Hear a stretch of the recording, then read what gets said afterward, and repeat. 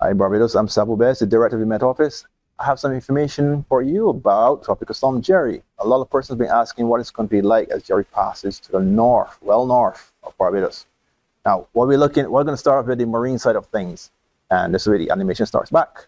Here's where Jerry is right now. It continues to move towards the west or west-northwest. This is actually swell heights, not winds, not rain, so swell heights. And the red is what we're looking for most, particularly here. Those are 3-meter wave heights passing just north of Barbados. Just give you an idea, here's Barbados. Let's watch the animation again. West, northwest. Well north of us. The other islands like Antigua, Guadeloupe, and Dominica must continue to closely monitor Jerry. We are too. We should.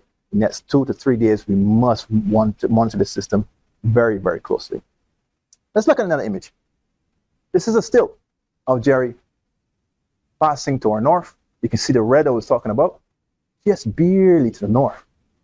Hence, that's why we issued a Smallcraft warning and a high surf warning for Barbados. Conditions out there is going to be pretty rough, so please continue to use beaches with lifeguards and listen out to updates from the Met Office. Let's go into something else. Precipitation, rainfall. Again, here's Barbados. And here's Jerry. You can see those rain bands, those really strong rain bands wrapping around the tropical storm. As it continues to move towards the west-northwest, we've got to watch those as to what they're going to do when it gets close to us.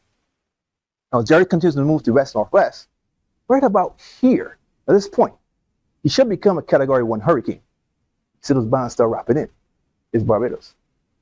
As it continues to move to west-northwest, those bands are going to lift up towards the north and northwest away from Barbados. It's a good thing. You can see at that point in time, it comes late Thursday into Friday, those bands are well north of Barbados. However, this is computer models.